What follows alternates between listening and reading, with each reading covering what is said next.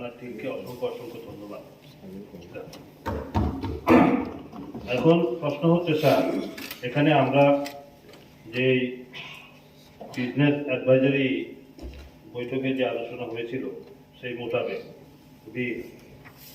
আমরা কালকে তো অনেক কিছু আছে কাস্টমারি বিলের উপরেও, আমি আপনার কাছে আমার এটাই থাকবে, আবেদন তো থাকবে, যেগুলা আগে আমরা আলোচনা করেছি, এটা যাতে কালকে কাস্টমারের উপরে অনেক আলোচনা হবে, এটা যাতে আমরা একটু ওই আগে যে 4টা বিল, কারণ এটা তো 10 দিন নিয়মে থাকতে হয়, সেই কারণে আমরা কালকে গিয়ে তো শেষ হবে। এখানে পুলিশ বিলের উপরে প্রথমে আছে পুলিশ বিলের ব্যাপারে আমি জানি না, একজন ডেপুটি সিএম হাউসের মধ্যে বলেছিলেন যে অন্যরা যারা নোট করার কথা তারা করেন কিনা। এটা কিন্তু অনেকবারই হয়েছে, গতকাল আমাদের হেলথও বলেছেন ওই ল্যাঙ্গুয়েজের ব্যাপারটা, এটা ক্লিয়ার হলে পরে তো এখানে কোনো বাধা থাকে না। কাজে এগুলা আমার পক্ষ থেকে এটা যেমন ক্লিয়ার হলে পরে, কারণ একটা সহমতের মধ্যে এসে কোনো অসুবিধা নাই, তাহলে আমাদের পক্ষ থেকে এটা বিলের পরে কোনো ইয়ে থাকবে না, যেটা পুলিশ বিল। আর ওই যে যদি একটু দেখেন বলেছিলেন ওই কিনা হাইটের ব্যাপারে, এটা যদি আপনার ওই যে হাইটটা না, এটা যদি এরকম সেন্ট্রাল ফোর্সের মধ্যে যদি থাকে তাহলে আমাদের এখানে কেন হবে না? আমরা তো একটু বাচ্চা তো জনজাতি, কাজে এটা কিছু যদি দেখবে বলে এটা যদি থাকে এটা করা যায়। এরপরে আছে কি village committee conduct of election 4th amendment, এটাও অনেকবার আলোচনা হয়েছে, কাজে এটাও ওই আমাদের বিজনেস অ্যাডভাইজারি যে সিদ্ধান্ত মোতাবেক 2 নম্বরে যেটা TTRDC village committee conduct of election 4th amendment rule 2022, কাজে আমাদের পক্ষ থেকে কোনো অসুবিধা নেই, আগামীকালকে সুবিধা হবে, পরপরই 4টা বিল যদি আমরা আজকেই শেষ করে নিয়ে যেতে পারি, কালকে শুধু নিয়ম মাফিক করবো, 2টা গেল। এরপরে 3 নম্বরে আছে Tripura tribal area autonomous district village committee administration 2nd amendment rules 2022।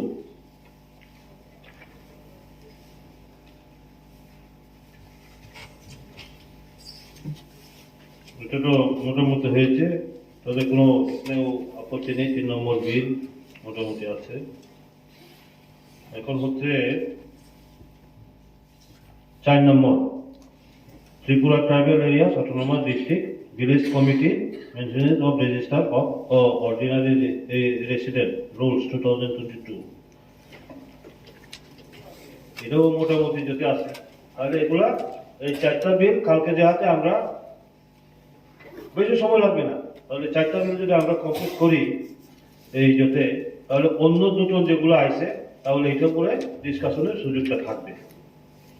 এখন স্যার নতুন বিল যেটা আছে তার মধ্যে আমি একটা নিয়ে কিছু আলোকপাত করব, যেটা Tripura tribal area autonomous district council constitution election and conduct of business 21st amendment rules 2022, এই ব্যাপারে আজকে আমি কিছু আলোচনা করব।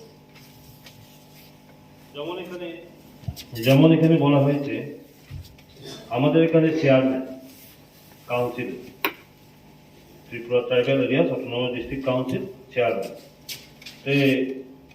এটা পুরো আমাদের মধ্যে অনেক আলোচনা হয়েছিল যে অন্যান্য জায়গাতে এখানে স্পিকার, আমাদের এখানে চেয়ারম্যানের পরিবর্তে স্পিকার, এখানে অসুবিধা থাকার কথা না। এরপরে শুধু চেয়ারম্যান, দেখুন 12,65,000 আমাদের জনসংখ্যা উপরে, এখন তো আরো বাড়বে না, এখন আমাদের 30 জন প্রতিনিধি, মিজোরাম তো বোধহয় আমাদের এই আদিবাসী এরিয়া থেকে পপুলেশন কিছু কমও হতে পারে, কাজে এখানে এত বড় এরিয়া নিয়ে এত জনসংখ্যা নিয়ে শুধু চেয়ারম্যান একজন, ভাইস চেয়ারম্যান ঠিকই আছে, তাহলে আমরা প্রস্তাবের মধ্যে স্পিকার ডেপুটি স্পিকার ঠিক করতে পারি আমরা।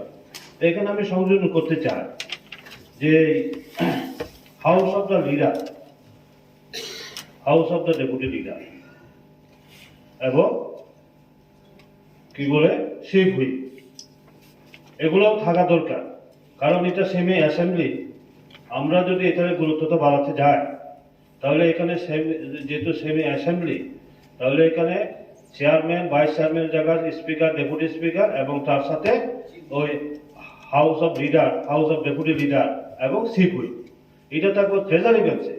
ট্রেজারি বেঞ্চে যদি থাকে তাহলে অপোজিশন যদি না থাকে তাহলে ওই গুরুত্বটা থাকবে না। Leader, deputy leader, opposition leader, opposition deputy leader, ওই ট্রেজারি বেঞ্চের চিফ হুইপ, অপোজিশনের চিফ হুইপ। তো এগুলা আমার মনে হয় এটাও আমরা কিভাবে যোগ করা যায়, কারণ অনেকটা আছে এই ব্যাপারটা। আমি দেখছি যে এই যে মেন যাকে যে বইটার উপরে আমরা এখানে অ্যাড করতে যাই, এটা অনেক আগে হয়েছে, 1985 যেটা রুলস হিসাবে আমরা গ্রহণ করি। আমার মনে হয় এই যে অ্যামেন্ডমেন্টটা আনা হয়েছে, এর সাথে আরো বহু অ্যামেন্ডমেন্ট দরকার, বহু কিছু অ্যামেন্ডমেন্ট দরকার এখানে। কাজে ওগুলা আমরা করতে পারি অ্যামেন্ডমেন্ট, যার জন্য আমার প্রস্তাব থাকবে এটার সাথে আরো যদি আমরা কিছু অ্যামেন্ড করতে পারি, কিছু সংযোজন করে, যেমন ওই হাউস অফ দ্য লিডারদের সাথে অন্যগুলা চিফ হুইপ এগুলা, আর এটা থাকবে আমার প্রস্তাবটা। বাকিটা আমি ওই বলবো পরে। তবে আজকে এরপরে আমি আসছি যে কাস্টমারি লর ব্যাপার নিয়ে। এখানে মাননীয় এমডিসি শৈলেন্দ্রনাথ মহোদয়, শৈলেন্দ্রদা বলেছেন, আমরা স্বভাবত মনে করি কি যে শুধু জনজাতিদের মধ্যেই কাস্টমারি সিস্টেম নীতি নিয়ম আছে, কিন্তু জনজাতিদের মধ্যেও আমরা শহরে যারা থাকি অনেকগুলো আমরা সিস্টেমগুলো জানি না। এনি ট্রাইবস আমি লক্ষ্য করি এখানে আগরতলাতে, আমরা চাকমারি বলুন, দেবনমারি বলুন, ত্রিপুরাও বলুন, আমরা কিন্তু আমরা কাস্টমারি সিস্টেম প্রতিটি সম্প্রদায়, প্রতিটি জাতি গোষ্ঠীর তাদের রীতি নীতি নিয়ম কি, এগুলা কিন্তু গ্রামীণ এলাকাতে গেলে এটা বোঝা যায়।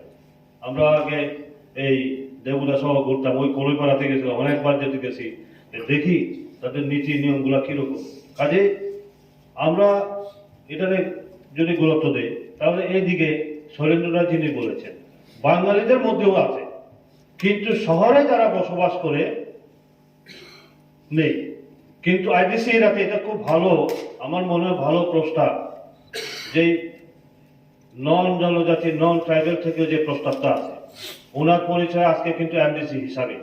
এর আগে কি ছিল, রাজনীতি করতেন ঠিক, পাশাপাশি ছিল উনি একজন সমাজপতি, নাগ সম্প্রদায় ওইখানে সমাজপতি। আমি একদিন জিজ্ঞেস করলাম, একজন সিপিএম এর খত্তর এই এলাকার নেতা গিয়া বয়ে গেছে, আমি কই শৈলেন্দা আরে ঈদ খবর থেকে আপনার দলে আইছে, আপনার লোকে আইছে, কয় না রে বা না না না, কয় আমি সমাজপতি, তো তাই রাজনীতির বাইরে কিন্তু সমাজপতি, সমাজপতি হিসেবে যখন যাইব কিন্তু তাই ওখানে রাজনীতির মধ্যে, এই জন্য ওনাকে আমি সাংঘাতিকভাবে রেসপেক্ট করি। তো এইগুলা কাজে আইডিসি এরিয়ার মধ্যে এই যে এটা প্রসঙ্গ আসবে, এই যে কাস্টমারি কোড, হ্যাঁ আমরা দেখেছি আসাম, মেঘালয় এবং মিজোরামের মধ্যে ওইখানে থ্রিটা এই যে judiciary system, village council code, subordinate code বা ডিস্ট্রিক্ট কাউন্সিল কোড।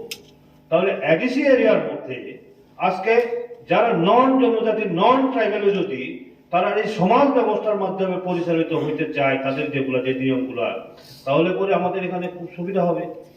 আপনারা দেখেন ওইগুলা তো মোটামুটি এখানে এই কোর্ট হবে, আজকে সব এখানের মধ্যে বিশাল হবে। এখানে আমাদের যেমন ট্রেডিশনে আমাদের নিয়ম কানুনের মধ্যে সমাজ ব্যবস্থার মাধ্যমে সমাজপতিরা যে বিভিন্ন চিন্তা ভাবনার মাধ্যমে আজকে এখানে 14টা ওনারা সাবমিট করেছেন, এবং এখান থেকে আপনারা এখানে অফিসিয়াল প্রসিডিউর মেনটেন করে এখানে আজকে বিল এখানে উপস্থাপন করা হয়েছে হাউসের মধ্যে। কাজে এইভাবে আমি মনে করি যদি প্রস্তাব করেছেন এটা খুব ভালো ব্যাপার, এটা বাঙালিদের মধ্যেও এরকম আছে এইগুলা। কাজে এখানে অনেকে আলোচনা করেছে মূলত কাস্টমারি ল। আমার মনে হচ্ছে মাননীয় চেয়ারম্যান স্যার, এখানে সিনিয়র এমডিসির মধ্যে বন্ধুবর রবীন্দ্র দেববর্মা আছেন, অনন্তদা বোধহয় চলে গেছেন।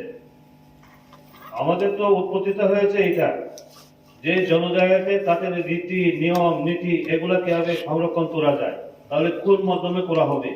এর মাধ্যমে তো আজকে কি না সেদিনকার সেই 67-68-তে গ্রাহক কুমার রিয়াং থেকে আরম্ভ করে শ্যামাচরণ ত্রিপুরা থেকে আরম্ভ করে হরিনাথ দা বর্মা, রতিমোহন জমাতিয়ান ওনারা করেছেন। এর পরবর্তীতে আমরা এসেছি তাদের অনুযোগে।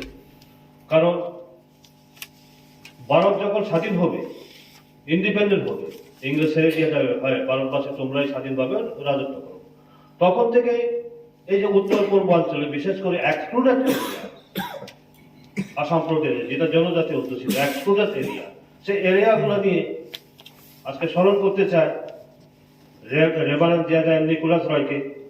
যে নিকোলাস রয় সেই সাংবিধানিক সভায় কেন তুললেন? মূলত শিক্ষা